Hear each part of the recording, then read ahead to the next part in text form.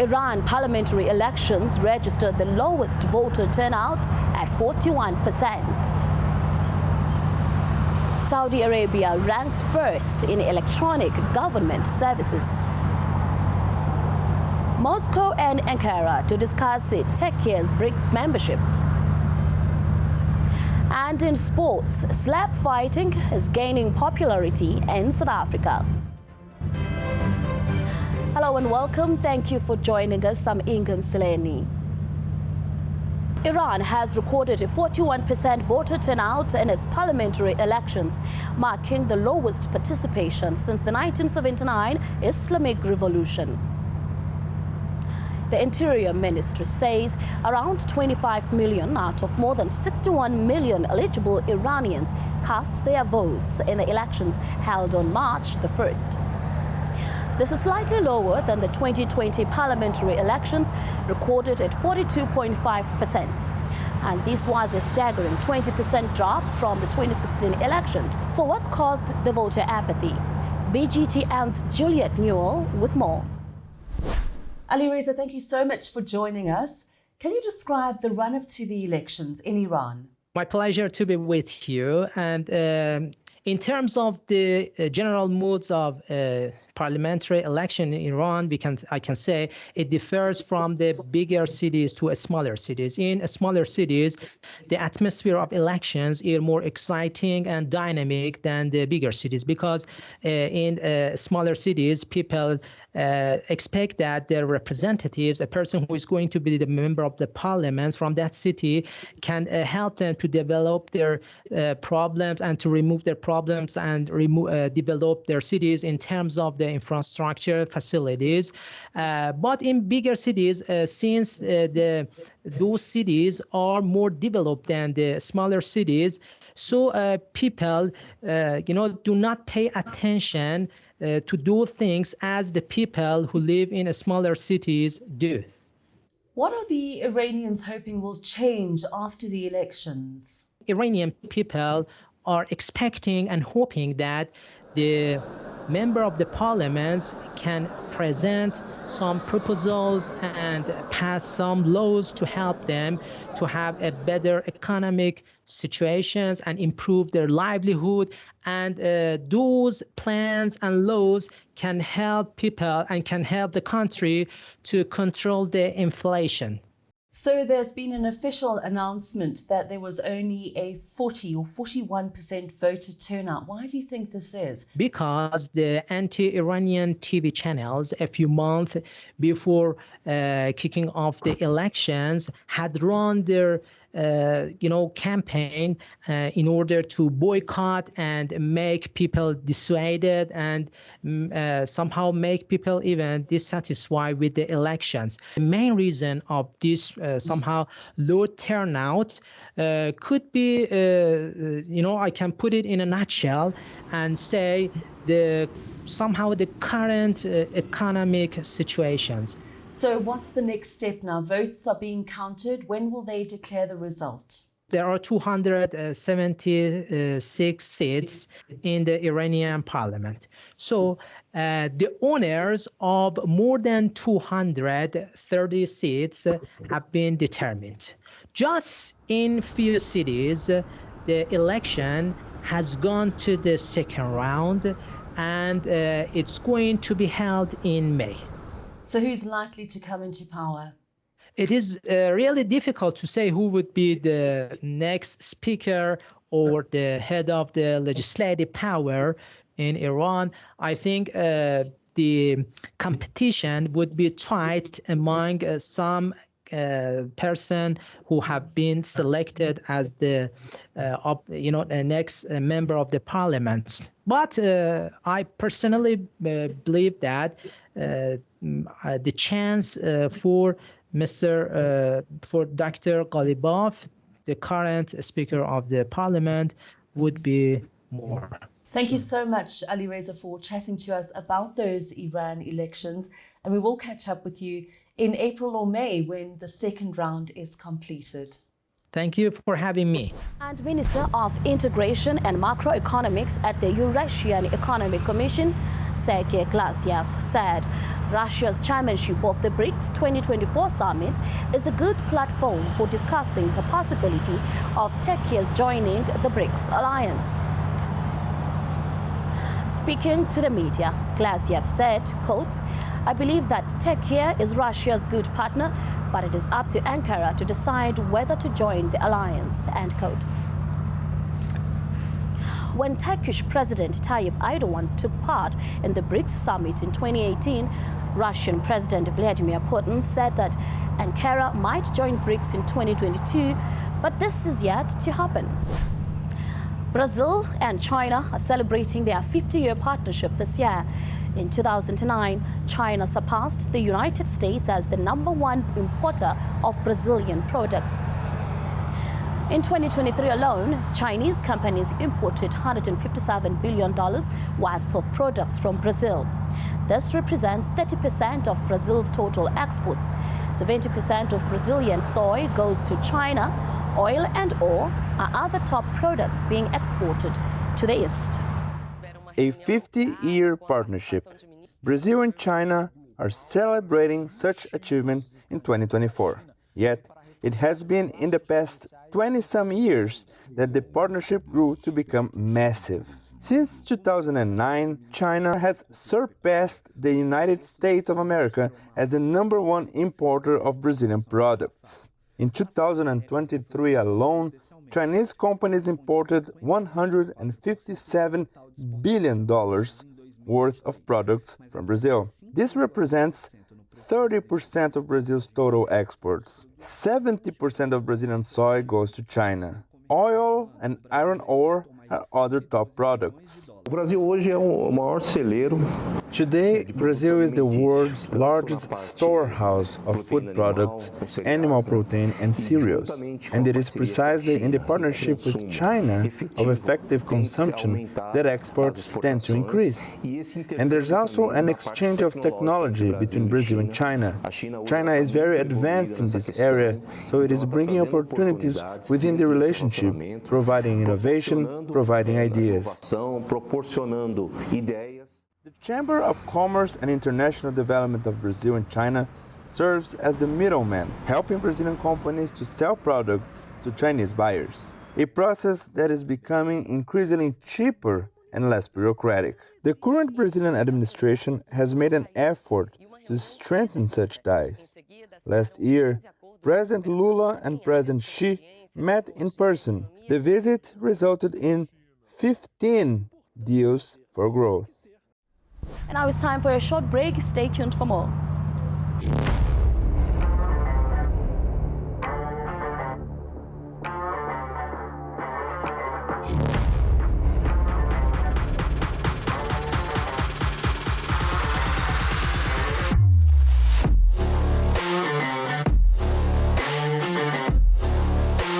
From the soft murmurings, a new voice is stirring, speaking out with fresh things to say.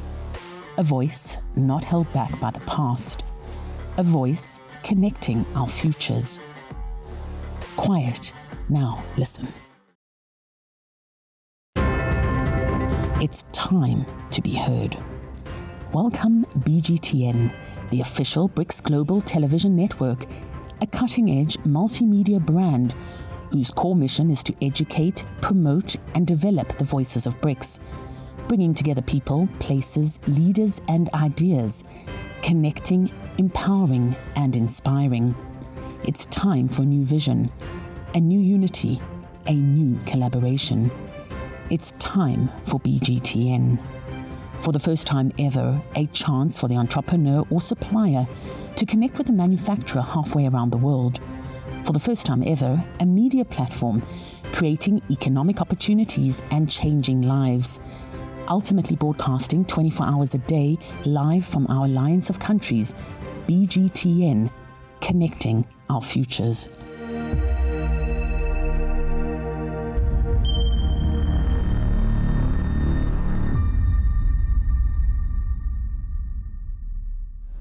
Basically, when the pharmaceutical companies sold the vaccines to us, they had indicated that these are the expiry dates on the vaccines, and you will have to just take it or leave it. If you don't want it, we will give it to somebody else. And at that time, there was huge demand for vaccines, and so we had to basically take whatever we could get. In a world that's rife with pandemics, what's important?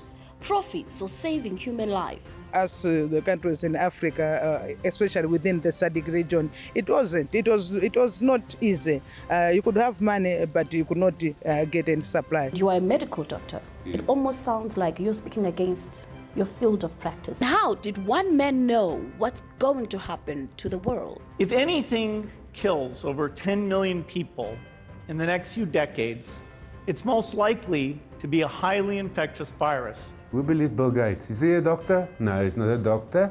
Were governments bullied to sign contracts with vaccine manufacturers? BGTN unpacks the truth in this special documentary, Connecting Our Futures.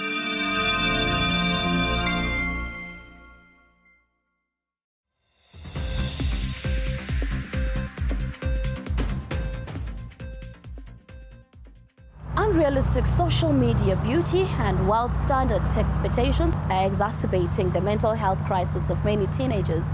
According to World Health Organization, 1 in 7 10 to 19-year-olds struggle with their mental well-being. However, many refuse to seek help. Adolescence is a crucial time where physical and social changes, exposure to violence and abuse can make a child vulnerable to mental health issues.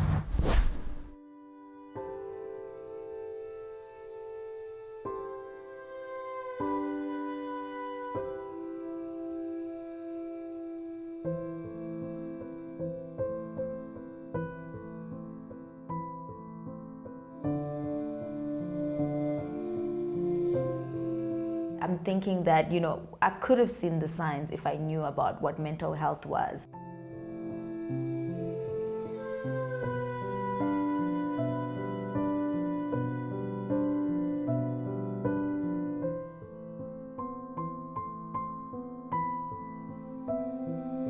Mental illness is just that. It's an illness like any other illness. It's like cancer, it's like diabetes. It's not something that we should be ashamed of.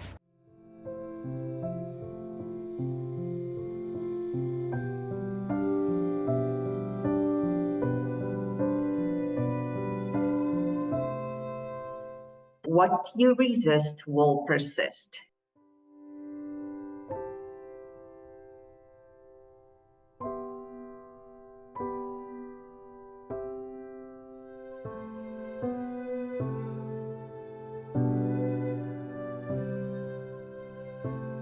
It was that time I was suicidal, but I had been suicidal for a very long time, from when I was 16 years old. But everything just blew up in my face in 2019, and I had to make better decisions about my life.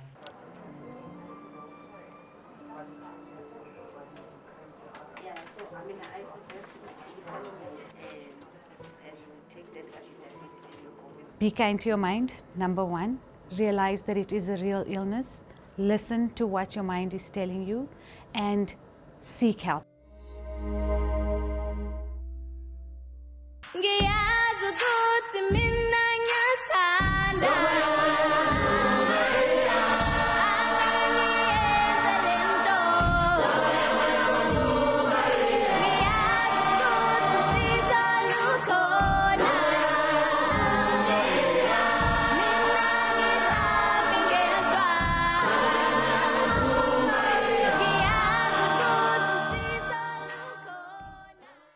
Coming soon on BRICS Global Television. You donated your kidney to a stranger. So can you talk us through how that came about? The story actually starts with a Facebook post, interestingly. Samantha put out a message to her father that they were looking for a kidney for her father. And unfortunately, none of their family members were a viable match for him. And they were turning outwards to try to find someone to come forward to save us up. And when I saw the message, just something resonated, and like a little light bulb. And I thought to myself, maybe that's something that I could do.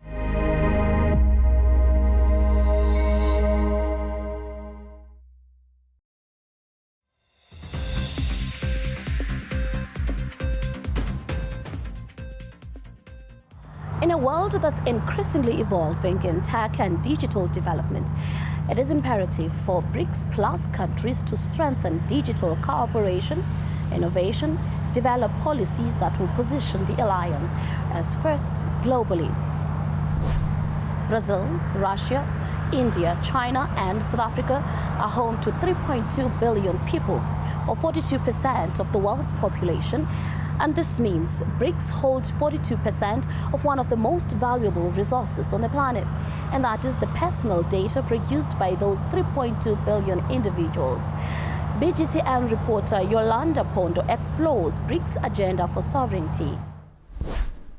Priorities of multilateral ICT collaboration were first discussed by BRICS communication ministers in 2015 in Moscow. The focus was on economic issues, diversification of global software and IT equipment, market and political interaction, and cooperation in international information security. In 2020, international information and security was placed top of the BRICS agenda by Russia, and through their efforts, the BRICS anti-terrorism strategy was adopted. The goal was to counter the spread of extremist ideas and stop terrorists from using the internet and social networks to recruit, radicalize, and incite violence, and to block financial access for terrorists. The strategy includes 2 cooperation priorities that aim to ensure international information security. Coordination of the external policies pursued by member states to promote the agenda within the UN. This includes digital sovereignty and institutionalization of the collaboration implemented primarily via BRICS anti-terrorism agenda. Meanwhile, China plays a leading role in facilitating the ICT development sector among BRICS countries with a number of initiatives. Ensuring state sovereignty in the ICT environment is part of the broader BRICS digital agenda, with the focus on international information security. Digital sovereignty entails controlling the communications and internet infrastructure within the state borders and independence both in software and platform economics. This includes national search engines, social network services, postal services, as well as the ability to store and process data in the country's territory under national jurisdiction. So they built a government-private cloud at the State Information and Technology Agency, SITA. Now that government cloud is supposed to converge a lot of those processes onto one singular platform. It's supposed to enable things like e-government services. The Kingdom of Saudi Arabia has maintained its leading 93% score of the Government Electronic Mobile Services Maturity Index issued by the United Nations in 2023. This is the second time the Kingdom has maintained its leading role in improved technology and innovative electronic services. Government ecosystems receive from the wise leadership to achieve the goals of Saudi Vision 2030. Programs in building a digital society and investing in new technologies to increase productivity and provide the best experience for all beneficiaries.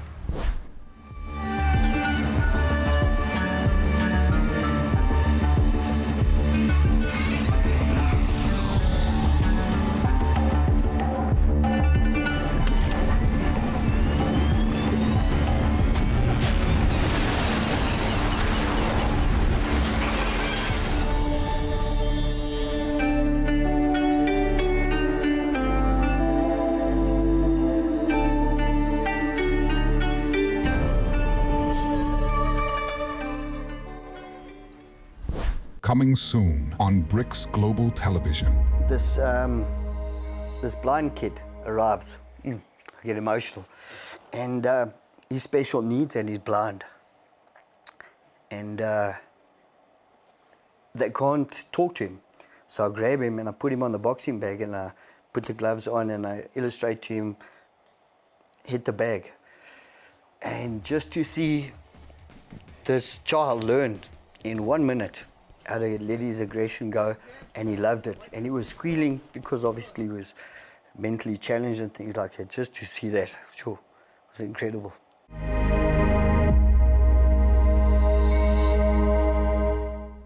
Coming soon on BRICS Global Television. What was your moment in prison when you were like, I don't want to do this anymore?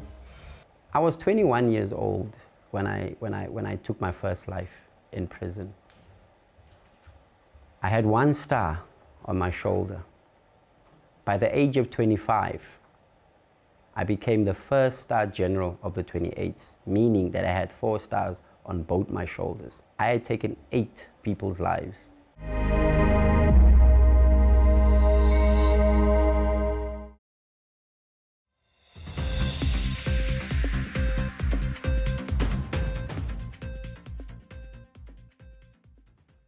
China has projected an ambitious economic expansion target of 5% for this year as it promises to transform its growth model.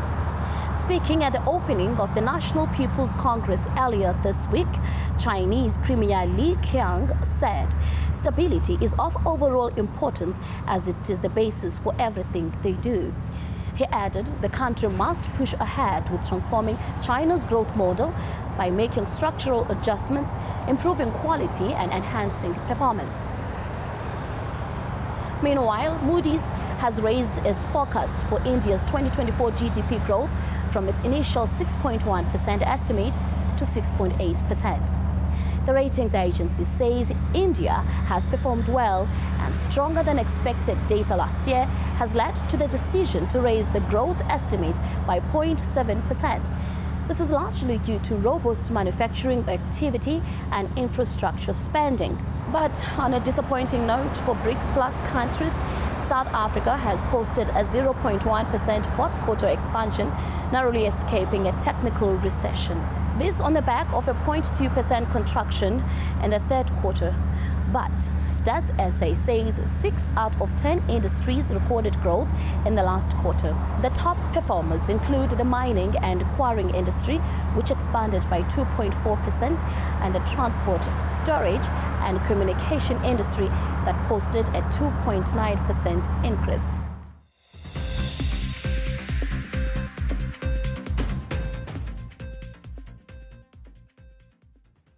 Slap fighting is becoming one of the fastest growing sports in South Africa. The sport might sound simple: stand behind a table and slap your opponent. But there's a list of strict rules. One of the best pound-for-pound slap fighters, Bobby the Punisher Krish, discovered the sport at the height of COVID-19 pandemic. In 2020, when we had that first COVID lockdown, my son introduced me to YouTube. And I started looking at all these slap fighting on YouTube. I just pitched up on my YouTube and I started looking, and I fell in love with the sport. I had a bag at the back of my house, and every day you would walk past and slap the bag. First time I slapped it, I actually hurt myself over there. So I left it for about 2 weeks. And we had nothing to do, so I had to keep myself busy. And then I went back to the bag and I started hitting it, and I felt flip, man. I think I can do this. Don't break down, boy. Take it. Don't make a mistake.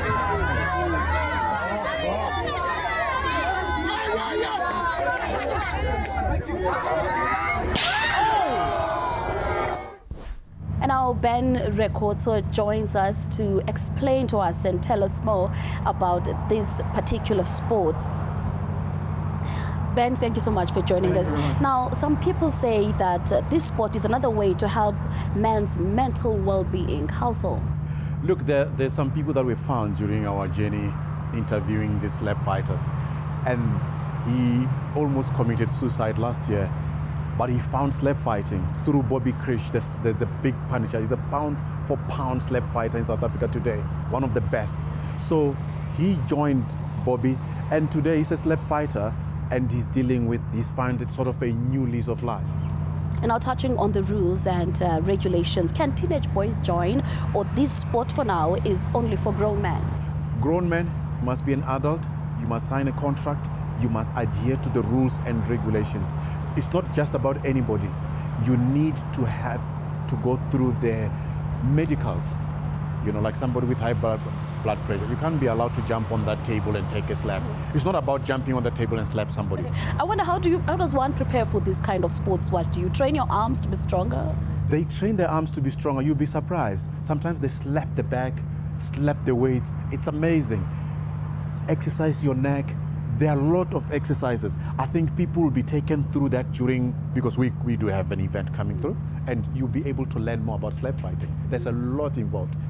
And now it's becoming a big sport in South Africa. How many tournaments held so far? So far, lots of tournaments that have been held, but for us as BGTN, we're having the event on the 6th of April, and the big one is the 1st of June. Inga, this is the fastest growing sport, bigger than NFL and the Tour de France. Listen to Dana White. Dana White has made the sport professional, and this one, watch the space, it's becoming bigger. Well, we look forward to that, Ben. Thank you so much for joining us and explaining all the rules. And that's it from all of us at BGTN. Thank you for watching. We hope that you join us again next time as we bring you stories of cooperation among BRIC plus countries around the world. Thank you. It's goodbye for now.